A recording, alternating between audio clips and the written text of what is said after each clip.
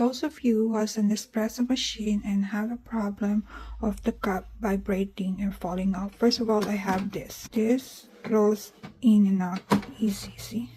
And I have used this drawer, and for my tall cup, I use this to put that, and it has a non-slip there. This drip tray right there, make sure it's secure, and I keep that there for my short cup. So this, see, it doesn't move now. It stays there. I swear it doesn't move.